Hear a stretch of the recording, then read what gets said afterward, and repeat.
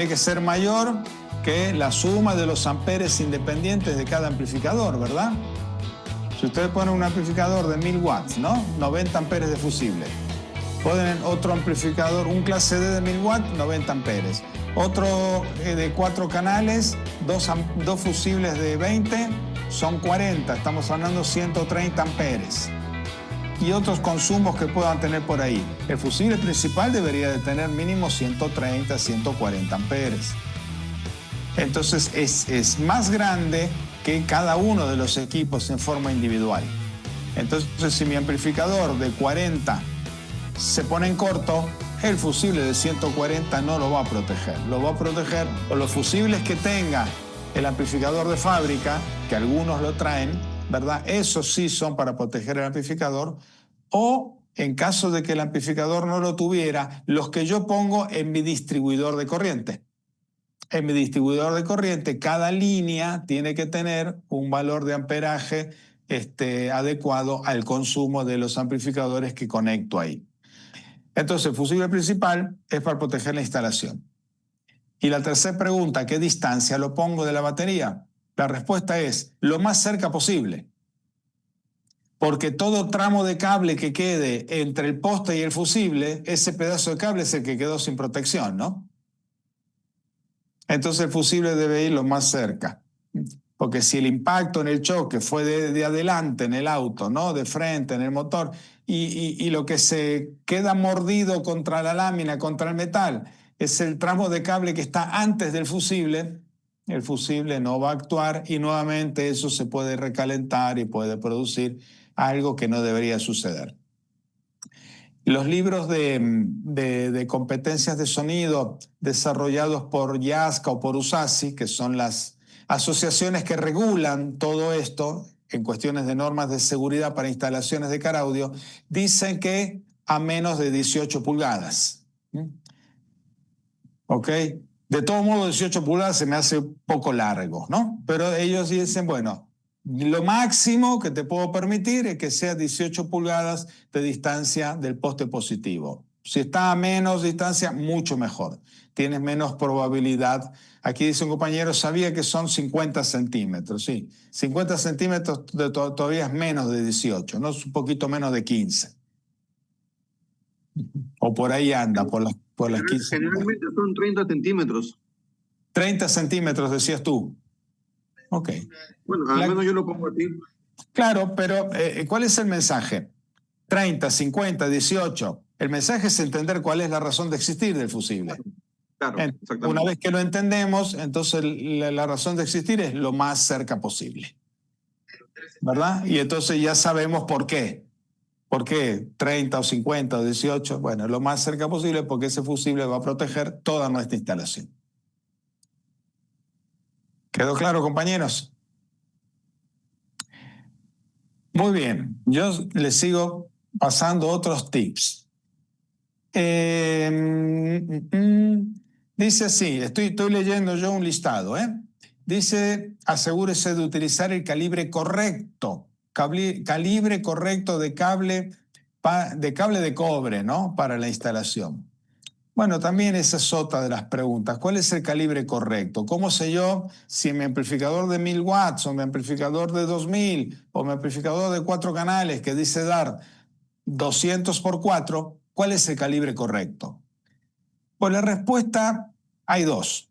La primera, el fabricante ya sabe cuál es el calibre correcto. Entonces, si me da a mí en la entrada de corriente un determinado tamaño, ¿verdad?, de conector, el calibre correcto va a ser ese.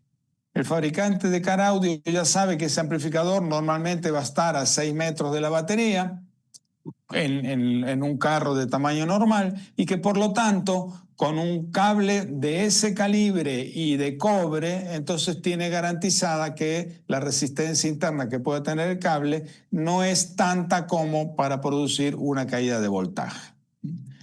Esa sería una de las respuestas. La otra respuesta, ¿cuál sería? Bueno, hay tablas. Todos los vendedores de cable, ¿sí?, tienen en su catálogo unas tablas en donde te dice, bueno, para tantos pies o metros de longitud y tantos amperes de consumo, entonces el calibre de cable de cobre recomendado es tal. Y entonces ahí podemos tener una confirmación de lo que ya desde antemano sabíamos. Si el amplificador tiene entrada para calibre 0, pongan un 0, no pongan menos. El fabricante ya sabe que necesitas un 0 para ese amplificador, ¿verdad? Si el amplificador tiene entrada para calibre 4, es porque el fabricante ya sabe que en 6 metros de calibre 4 eso va a ser suficiente para alimentar bien el amplificador. El cable principal que viene de la batería siempre debe ser de mayor calibre que los cables secundarios. Eso también es una situación de sentido común, ¿verdad? Y también hay tablas donde te dicen, bueno, 2 calibres 4 a cuánto equivalen, ¿no? Y ahí, compañeros, hay que medir no el diámetro del cable, ¿sí? No lo ancho, lo grueso del cable, sino la sección, el área. El área del cable es la que realmente te dice, bueno, suma 2 veces el área de un calibre 4 y te va a dar el área equivalente de un solo cable que deberías de poner para tener esa compensación bien hecha. También funciona, no sé por qué ahorita me acordé de eso, también funciona con los ports, ¿eh? Ya vieron que para las cajas usamos puertos de PVC. Y a veces también, 2 puertos de 4 pulgadas equivalen a uno de 8. No, no funciona así, porque no es el diámetro lo que tenemos que igualar, ¿no? Tenemos que igualar el área. Entonces, el área es correcto. Es correcto, ¿verdad? El área. ¿Quiénes han hecho aquí el curso de cajas aquí en acústica automotriz? Ahí está Juan Manuel. De eso hemos hablado mucho. 2 de 4. 2 de 4 dice, para uno de 8 dice. Para el 12, para un 12 esta caja. A ver. A ver si se alcanza a ver. Es la que estaba haciendo ahorita. Tenemos dos tubos de 4. 2 tubos de 4, que fue lo que, según el cálculo, necesitaba para generar mucha presión. Ok. Muy bien, gracias por el apoyo, Fabián. Ahí tiene todo él, ¿eh? Baterías, a ver, estoy aquí en el pídanle algo raro, a ver, a que digan, no, eso no tengo. Yo creo que sí, sería buena idea, algo raro, y yo creo que sí lo tengo. Ok, muy bien. Entonces, siempre confirme que el punto donde usted elija para hacer la conexión a tierra sea efectivamente una buena tierra. ¿Cómo podemos verificar eso? Pues sencillamente midiendo con un multímetro en la posición de ohms, y una buena tierra debe de medir menos de 0.1. 0.1 ohm, menos de 0.1. Si dijera 0, perfecta, ¿sí?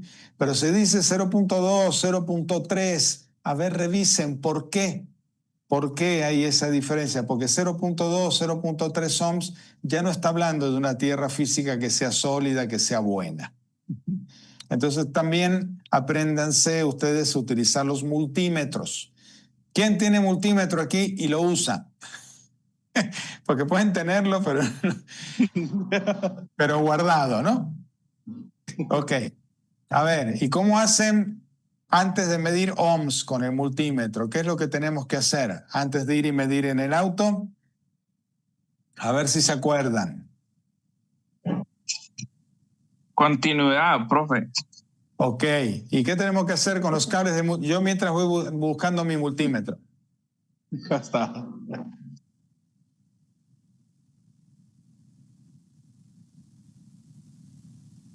A ver, esta recomendación es muy buena, ¿eh? Y es para todos.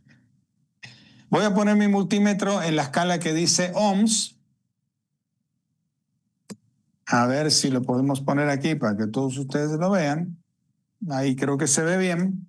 Y voy a juntar, antes de ir a medir la tierra, porque 0.1 ohm es algo muy pequeño, ¿verdad? En resistencia.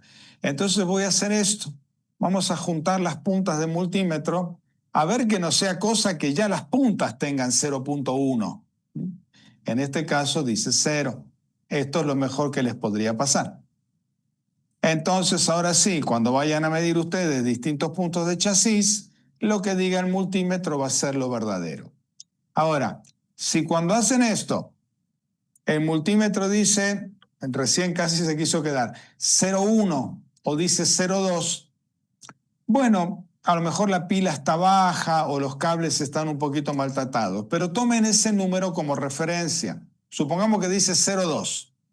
Entonces, si yo voy a medir el auto y el auto me dice 0,2, ¿qué quiere decir? Que la resistencia del auto es 0, porque los 0,2 son del multímetro, ¿me explico? ¿Verdad? Si cuando miden el auto y el auto dice 0,3, ustedes le van a quitar el error que tenían de inicio. A 0,3 le quitan la diferencia que tenían desde antes y entonces les va a dar 0,1. Entonces hacen una breve comprobación inicial y si no les da 0, bueno, tomen ese valor como referencia y lo descuentan de todo aquello que miden después. Lo mismo sirve para las bocinas y demás. Cuando medimos la resistencia de las bocinas, le quitamos el valor que inicialmente decía las puntas del multímetro. Aquí tengo a Francisco Tazzone y a Manuel García. A ver, no, Manuel está ingresando. Francisco, dime tu pregunta.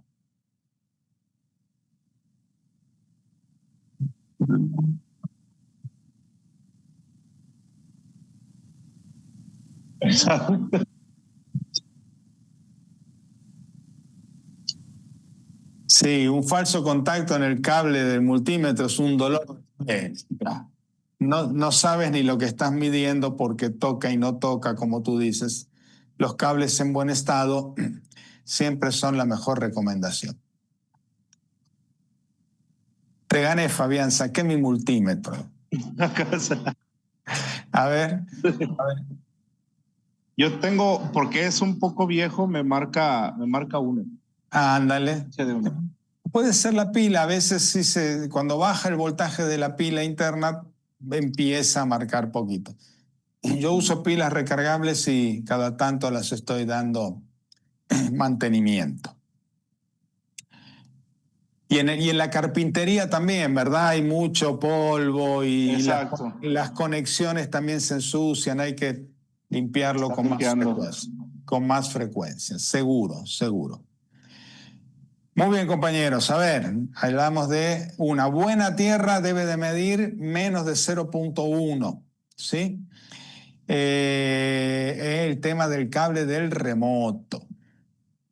Todos los estéreos, las radios de mercado secundario, Sony, Kingwood, Alpine, tienen una salida de un cable de color azul que dice cable de remoto y utilizamos ese cable es un stand-by, ¿no? Una corriente de stand-by para encender los amplificadores.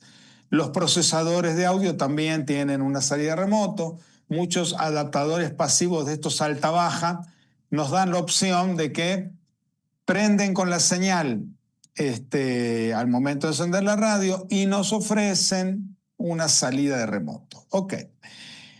Esos cables, esas salidas de remoto, generalmente manejan una corriente que en la mayoría de los casos está como hasta 200 miliamperes.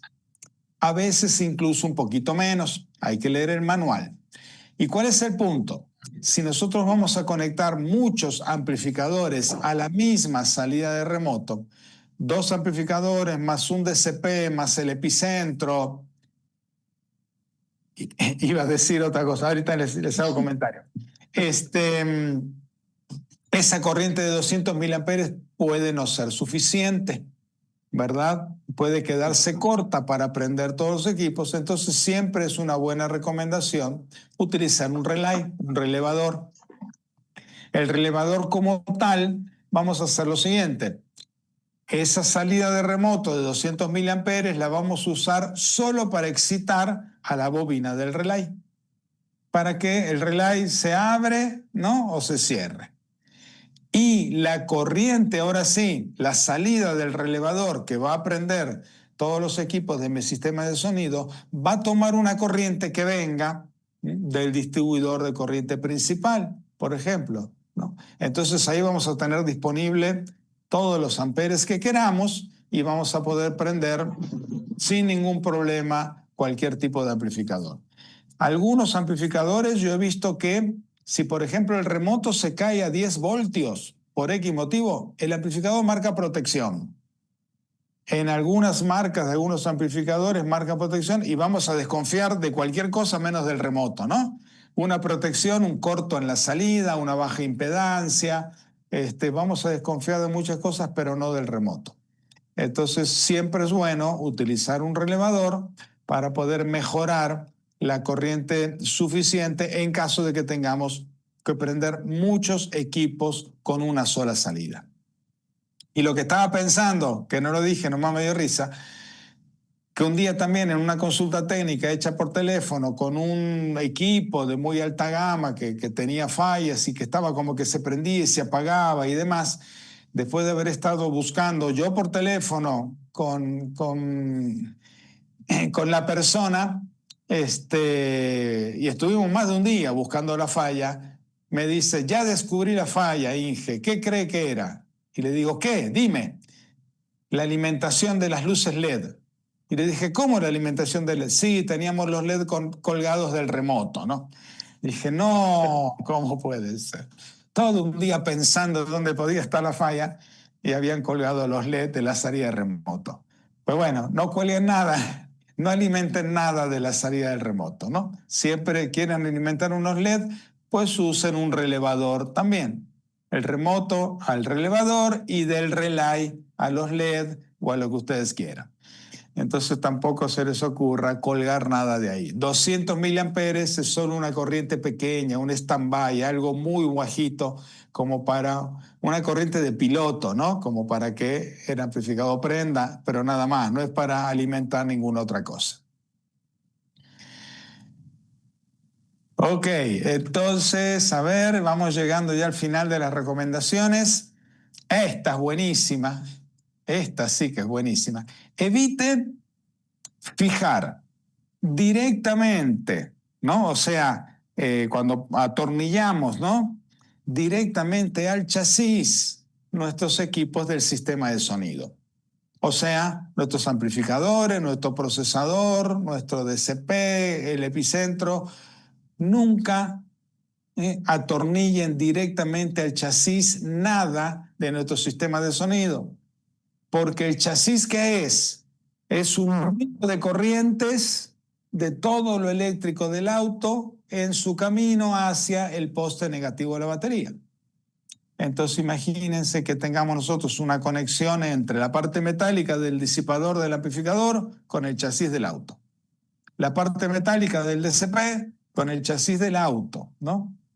El epicentro, todo lo que es metálico de nuestro equipo de sonido directamente con continuidad directa a través de los tornillos al chasis del auto. Nunca es una buena recomendación. Hay que aislarlos. Hay que aislarlos. Siempre una buena base de madera o de lo que fuere, que la base sea la que está sujeta al chasis y luego nuestros equipos a la madera. Y para aislarlos. Para aislarlos. Pasó lo que pasa, genera una inducción. Pasó en un Volkswagen Beetle, un bocho, acá en México así le llaman, un bochito. Vino un cliente a que le hiciera una revisión porque metía demasiado ruido, pero no era ruido de motor, era un pac. Ya, ¿qué podrá hacer? Chequé RCA, hice pues el primer análisis para empezar a descifrar qué es el problema. Y pues todo estaba bien, la instalación estaba bien, todo estaba en su punto. Y el cliente comentaba que el carro no hacía eso, que posteriormente del servicio que le hicieron al carro, empezó a generar ese ruido. Y ya me puse a ver con qué sincronización hacía el golpeteo, el pap en las bocinas, hasta que llegué a la conclusión y al diagnóstico que había una inducción por los cables de las bujías que no eran de seda, le metieron de alambres hacia el sistema. O sea, el mismo sonido, el mismo ritmo, el ciclo de la combustión del carro era el mismo ruido que generaba en las bocinas. Por los cables, por unos simples cables de bujías que no eran de seda, en un bocho, eran unos cables de alambre y pues el cable de alambre generaba eso en el sistema. Sí, ese ruido de bujías tal cual lo describe Fabián es diferente del ruido de motor que suena como wi, wi y cambia de frecuencia. El ruido de bujía es un chispeo constante. Ta, ta, ta, ta, ta, ta, ta, ta, y es el chispeo de bujía. Ahí lo van a identificar porque suena diferente. Y la solución es diferente. Hubo que cambiar los cables de bujía y listo, ¿no? Ya no hubo más problema. Ok. Es común en carros viejos. Carros viejos es muy común. Claro, sí. Los carros ya modernos ya no tienen esos problemas. Sí. Entonces, estábamos en el tema de no fijar los componentes directamente al chasis, siempre es aislarlos. Y les iba a pasar un tip.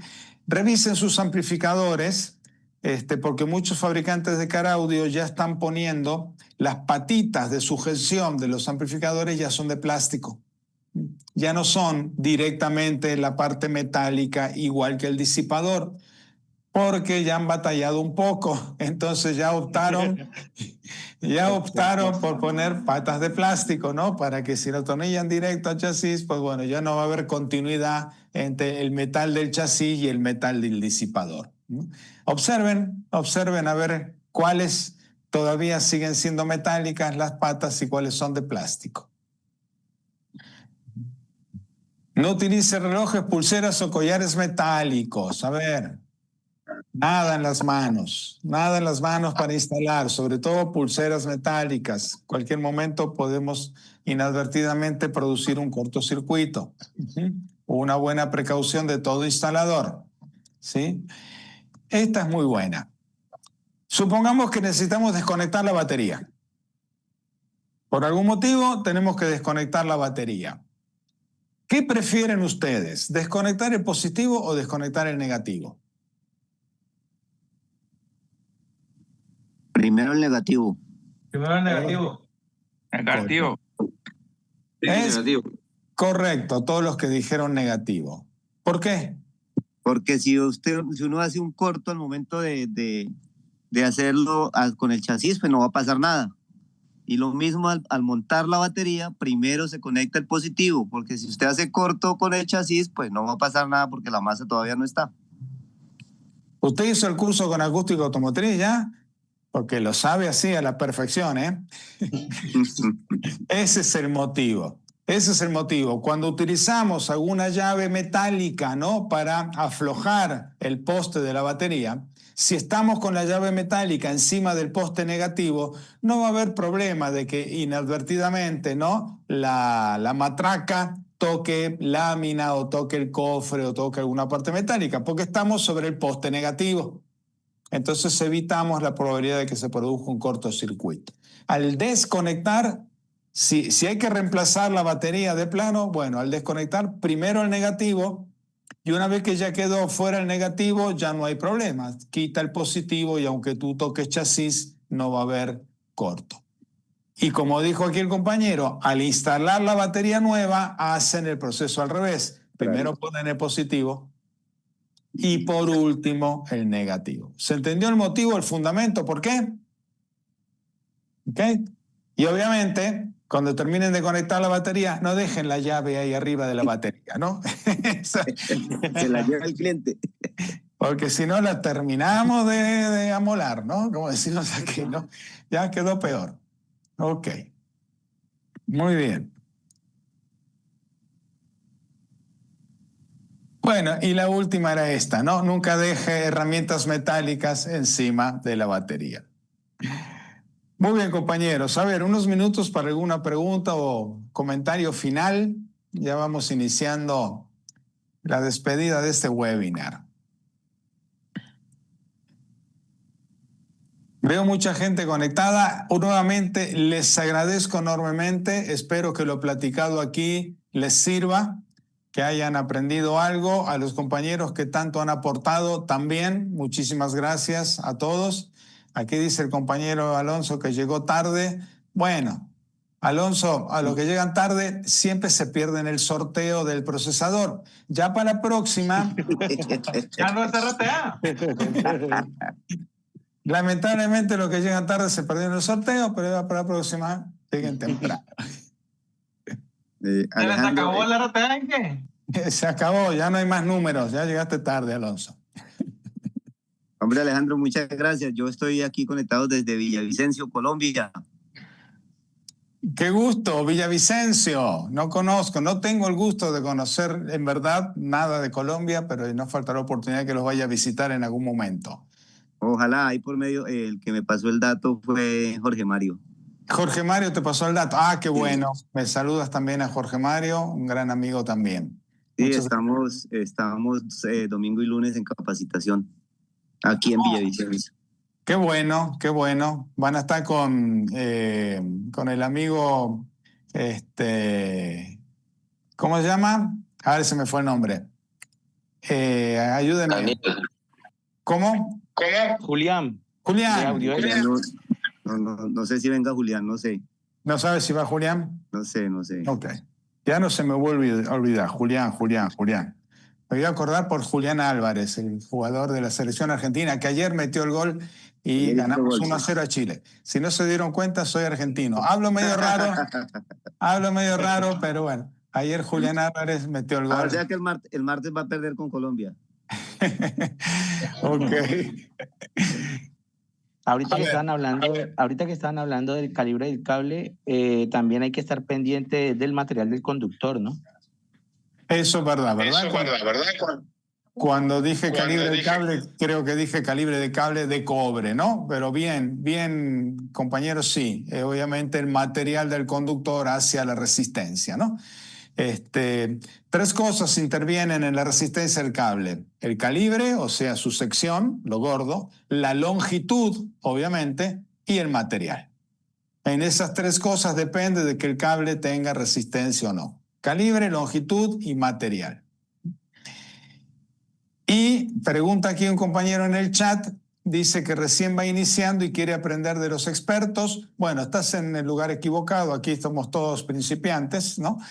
Entonces, no te creas, no te creas. Dice curso básico e intermedio y de cajas. Bueno, tenemos los tres.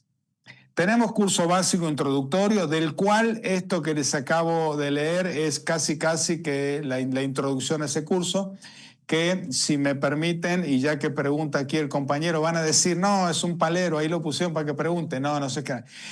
Empieza el próximo lunes 16 de junio en línea, en horario de 6 de la tarde a 11 de la noche, hora de aquí de México, y dura toda la semana, de lunes a viernes. Son 5 horas por día, son 25 horas de curso, y es el curso básico donde vamos a ver todo esto que hablamos ahora y muchísimo más fundamento. Imagínense, si ahora en 2 horas platicamos todo eso en toda una semana, no. Van a quedar con la cabeza atontada de todo lo que vamos a hablar. Y les mandamos el manual. Todo lo que hablamos en una semana se lo mandamos a todos los alumnos por escrito, porque yo durante la semana les explico cómo funciona la cosa, pero aprendérselo todo y realmente recordar todo lo que hablamos es muy difícil sin que puedan ustedes luego releer todo lo que platicamos. El curso básico entonces empieza el próximo lunes 16. El curso intermedio para nosotros es el curso procesadores, Carlos. Te cuento. Tenemos básico, tenemos audio 1, que es el curso procesadores nivel intermedio, donde vamos a aprender a calibrar estas maravillas. No hago marcas, ¿eh? El curso procesadores no es de marcas, pero aquí tengo justo uno, ¿sí?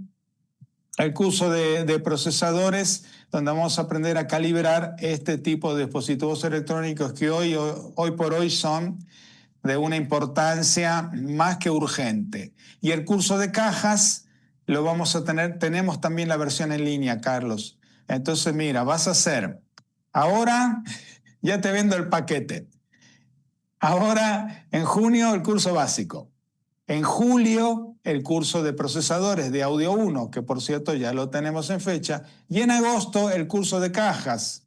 Cayeron los 3 que preguntaste cayeron en junio, julio y agosto. Entonces luego nos mandas un WhatsApp a nuestro número. Miren, les voy a poner también aquí en el chat y te hacemos el paquete. Dice que recién vas iniciando, pues es la mejor manera de iniciar, ¿verdad? No como nosotros que aprendimos cuando ya éramos viejos, ¿no? Entonces, si vas iniciando, la mejor manera es empezar capacitándote. Te mando un fuerte abrazo, Carlos, y gracias por la pregunta porque me dio oportunidad de pasar el comercial. Ahí pasó el ingeniero Atanzone también el link de Telegram y Carlos dice que se pone en contacto con nosotros. Les voy a pasar. Sí. ¿Cuál vas a poner? ¿El LG? Ok. Bueno, ponles el LG y ponles también el teléfono de Laura. Una pregunta, ingeniero. Sí. Acá en el Master Training, ¿qué fecha va a ser? Master Training. Septiembre, el 3, 4 y 5. A ver. Para que me apunte. Porque ahí estoy yo. Ahí vamos a andar. 3, 4, 5 y 6. 4 días. 3, 4, 5 y 6. Master ¿De qué mes, perdón? Septiembre. Septiembre. Okay. Después del Money Round. ¿Ya viste que va a haber el Money Round en Guadalajara? Ya estoy inscrito. Bueno, terminas el Money Round, te dejo descansar lunes y martes. El miércoles empezamos. ¿Sí?